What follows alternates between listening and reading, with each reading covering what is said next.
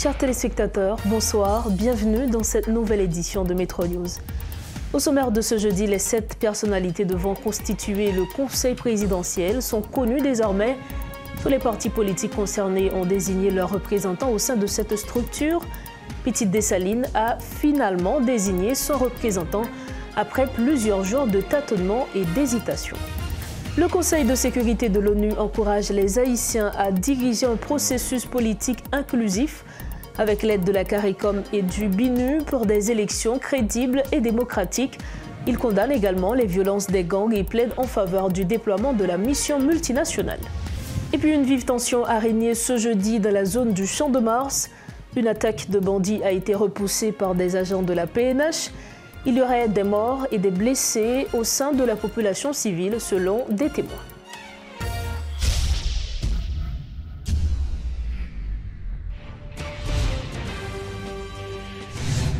Dorochée, bonsoir à tous, bienvenue au développement des titres de l'actualité. La journée de jeudi a débuté dans un calme apparent de la capitale, en contraste avec la violence qui a secoué plusieurs quartiers de Pétionville la veille mercredi. Malgré une atmosphère tendue à Port-au-Prince, quelques succursales bancaires ont ouvert leurs portes pour une période limitée de 8h30 à 13h. Cependant, malgré ce calme en apparence, des restes humains calcinés ont été découverts tôt ce matin entre les rues Grégoire et l'ouverture à Pétionville, créant une situation de panique parmi les habitants et les propriétaires d'entreprises qui tentaient de reprendre leurs activités ce jeudi. Bien que l'activité reprenne timidement dans plusieurs rues de Pétionville et sur l'autoroute de Delma. À Delma 95, les activités sont totalement paralysées. Des tirs sont entendus toute la journée et des patrouilles de police sont visibles. Reportage Rudolf Pierre-Louis. La commune de Pétionville continue de loter des corps sans vie et cette fois ce sont des restes humains qui sont trouvés sur des détritus en plein cœur de cette municipalité à la vue de tous. Des ossements calcinés qui servent de nourriture aux chiens. Des citoyens de la commune ont alerté les autorités étatiques, mais il était 1h de l'après-midi, les corps étaient encore remarqués. Une semaine depuis que Pétionville est devenu le théâtre meurtri des groupes armés qui ont décidé d'apporter l'insécurité dans des zones réputées tranquilles. De notre côté, une reprise timide des activités a été constatée à Pétionville ce vendredi. Des citoyens tentent de se ravitailler comme ils peuvent car rien ne dit comment sera demain. Dans la commune de Delma jusqu'au niveau de Delma 95, c'est une autre réalité. Des patrouilles de police sont visibles certes, mais des tirs sont entendus à longueur de journée. Rien ne fonctionne, la zone est sous la pression des groupes armés. Paul Léel et Rodolphe Pierre-Louis pour Télémétropole. Parallèlement, nous avons appris qu'une vive tension a régné dans l'après-midi au niveau de Champ de Mars. Une offensive des gangs a été repoussée par la police. Selon des témoins, il y aurait eu des morts et des blessés, notamment au sein de la population civile.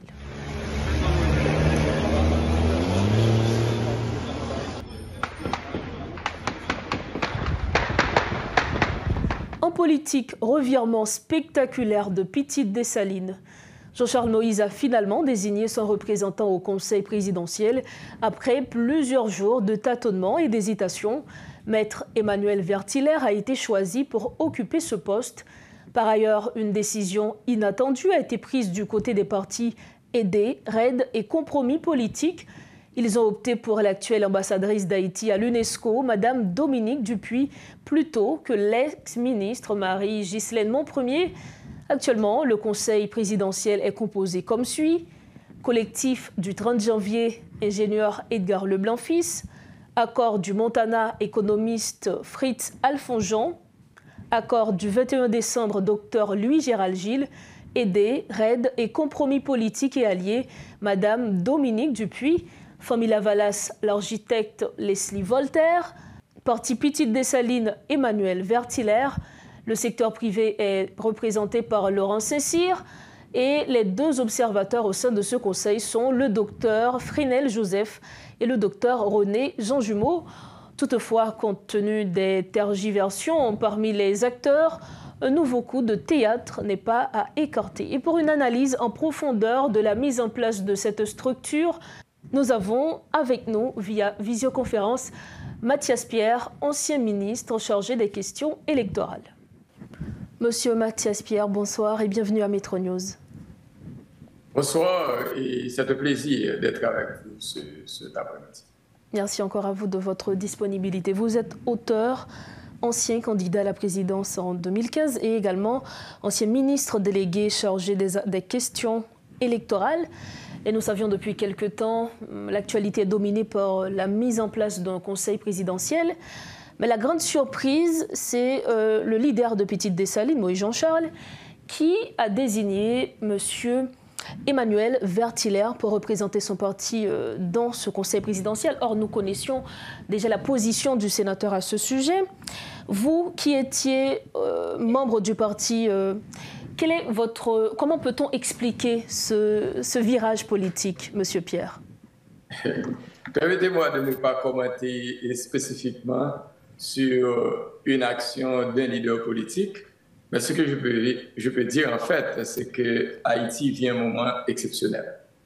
Un moment où nos dirigeants politiques sont incapables de s'asseoir ensemble, sont incapables de s'entendre sur un plan, sur une alternative à un pouvoir qu'ils ont voulu s'en débarrasser. Et aujourd'hui, et c'est la première fois, et je ne me rappelle pas qu'on a eu un tel spectacle dans l'histoire d'Haïti. Vous dites que nos spectacle? Dirigeants politiques, les élites économiques et la société civile haïtienne doivent choisir des potentiels membres d'un conseil présidentiel, de communiquer ces informations au CARICOM et qu'au CARICOM et de voir avec éventuellement les États-Unis, l'INU et le Canada et les autres pour décider qui va diriger Haïti. C'est un scandale et aujourd'hui, et je comprends que l'intransigeance de nos leaders politiques, l'intransigeance de notre élite nous a amenés à ce carrefour.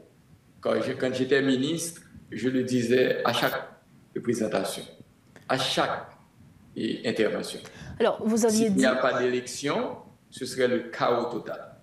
Et aujourd'hui, on est dans un chaos inédit, un scandale humanitaire, une crise humanitaire, une crise économique, politique, sociale, à côté de la crise sécuritaire. Et nos leaders, jusqu'à présent, depuis plus de 2 semaines, ont proposé eux-mêmes un collège présidentiel au CARICOM et n'arrivent pas à s'entendre pour avoir ce collège et certainement au CARICOM de sanctionner les potentiels membres de ce collège pour pouvoir les installer. Monsieur Pierre, vous avez dit qu'il s'agit d'un spectacle que nous assistons. Est-ce que cela veut dire que vous craignez que ce conseil présidentiel ne puisse, premièrement, aider à rétablir la sécurité et deuxièmement, organiser les élections? Je l'ai dit à un certain moment et qu'une seule personne et un président, c'est déjà un problème au Palais national. Avec 9 présidents, et comment que ça va se faire? Mais en fait, regardons, et je crois qu'avoir fait un tweet sur la question, et particulièrement le Conseil et les étapes pour la mise en place. J'avais dit que mettre en place un Conseil de 5 et 7 membres, aujourd'hui ça va être 9 membres, c'est comment matérialiser et faire fonctionner ce processus. J'avais dit que d'abord, aux acteurs politiques, économiques et de la société civile, de s'entendre sur le choix des potentiels membres. Ce qui est fait aujourd'hui. On est déjà à 2 semaines et on voit les allers et retours, des noms qui ont été renvoyés, des noms qui ont été rappelés, les discussions, etc. Ça fait 2 semaines, il faut choisir les membres.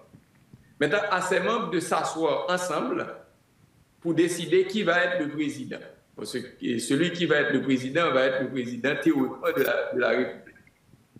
Et ensuite, donc entre eux, ils doivent se désigner un d'entre eux pour être président.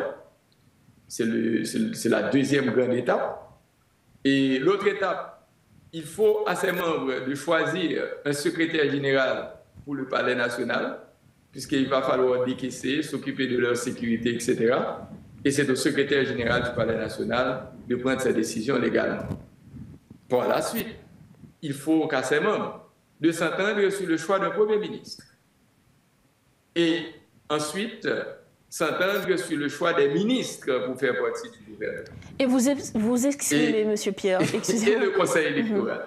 Alors, donc, on va effectivement assister à un spectacle, un film qui commence depuis peut-être l'annonce de la démission potentielle du Premier ministre Ariel, et certainement ce film qui va continuer, puisqu'on arrive toujours à trouver le consensus pour se débarrasser d'un pouvoir, mais on ne pense jamais à l'alternative, et la gestion de l'alternative, c'est le chaos. Et aujourd'hui, le plus grand problème, c'est comment les membres de ce conseil vont être installés au Palais national. Puisque nous savons pertinemment que les gangs contrôlent actuellement le pays, la police est faible, très mal équipée, et comment ces membres seront installés au palais, et je vois très mal l'installation et le fonctionnement de ce conseil, certainement où les membres et les bandits et les chefs de gang qui se réclament d'être la force aujourd'hui et n'y participent pas. Et je vois très mal comment ceci va être fait sans une force internationale. Alors, M. Pierre, vous êtes plutôt sceptique quant à l'efficacité de ce Conseil. Mais, et comme vous le savez très certainement, l'une des priorités de ce Conseil sera d'organiser les élections.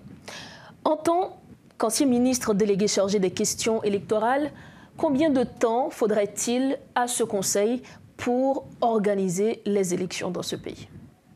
Bon, en principe, si je prends en compte ce qui a été fait, ce qui est disponible en termes de ressources matérielles utilisables et ressources, je dirais, en termes d'argent disponibles avec le PNUD, en termes de matériel qui a été déjà commandé, qui sont encore utilisables. Et une fois qu'il y a un conseil électoral en place, je pense que certainement, il y a un autre facteur clé. Aujourd'hui, c'est la question de la sécurité qui doit être établie. Si le processus se fait pendant qu'on travaille sur un plan de sécurité, certainement pour arriver à créer un environnement sécuritaire, et certainement on met en place un conseil électoral qui commence à prendre des décisions, et le gouvernement est mis en place et prend très au sérieux l'organisation des élections, je pense que dans 6 à 9 mois, on peut facilement organiser les élections. Donc dans 6 à 9 mois, on pourrait bien organiser les élections. Merci M. Pierre d'avoir répondu à ces questions. Un plaisir d'être avec vous. Merci beaucoup. Voilà, c'est avec nous M. Mathias Pierre, auteur, ancien candidat à la présidence et notamment ancien ministre délégué chargé des questions électorales. Avec lui, nous avions commenté l'actualité de ce jeudi 21 mars 2024. Merci de votre fidélité à Télémétropole. Toujours en politique, le Conseil de sécurité dit reconnaître le rôle important de la CARICOM pour aider Haïti à résoudre ses problèmes politiques et sécuritaires. Il soutient un accord de transition gouvernementale convenu lors d'une réunion en Jamaïque. Par ailleurs, le Conseil encourage les Haïtiens à diriger un processus politique inclusif avec l'aide de la CARICOM et du BINU pour des élections justes et sûres. Il condamne également les violences des bandes armées et demande plus d'aide humanitaire et de soutien à la police nationale, ainsi que le déploiement d'une mission de sécurité internationale. Le Conseil de sécurité de l'ONU souligne l'importance des sanctions pour éviter une escalade de la situation et exprime son inquiétude concernant le trafic d'armes, promettant d'envisager de nouvelles actions. Ils expriment sa solidarité avec le peuple haïtien et soutiennent les efforts des Nations Unies pour améliorer la situation dans le pays. Autre nouvelle, mercredi, d'autres Américains ont été évacués d'Haïti, certains via un hélicoptère affrété par les États-Unis et d'autres par un avion organisé par la Floride, atterrissant à Orlando. Cela marque la fin d'une série de voyages visant à rapatrier en sécurité les citoyens américains, alors que le pays fait face à un chaos croissant, caractérisé par une violence gangrénée et une instabilité politique. Le gouverneur de Floride, Ron DeSantis, a annoncé le départ d'un avion transportant 14 personnes, dont des familles et des enfants, depuis Haïti vers l'aéroport international d'Orlando-Sanford. Il a souligné que cela serait probablement le premier d'une série de vols visant à évacuer les citoyens en danger. Environ 360 Floridiens sont encore en Haïti, selon Kevin Guthrie, directeur exécutif de la division de gestion des urgences de Floride. Le vol a décollé du Cap Haïtien et a atterri en Floride peu avant 19 h. Des équipes sur le terrain en Haïti aident les citoyens à se rendre en toute sécurité au lieu de départ, a ajouté Ron DeSantis. Voici le rappel des titres qui ont dominé l'actualité ce jeudi. Les 7 personnalités devant constituer le Conseil présidentiel sont connues désormais. Tous les partis politiques concernés ont désigné leurs représentants au sein de cette structure. Petite Dessalines a finalement désigné son représentant après plusieurs jours de tâtonnements et d'hésitation. Le Conseil de sécurité de l'ONU encourage les Haïtiens à diriger un processus politique inclusif avec l'aide de la CARICOM et du BINU pour des élections crédibles et démocratiques. Il condamne également les violences des gangs et plaide en faveur du déploiement de la mission multinationale. Et puis une vive tension a régné ce jeudi dans la zone du Champ de Mars. Une attaque de bandits a été repoussée par des agents de la PNH.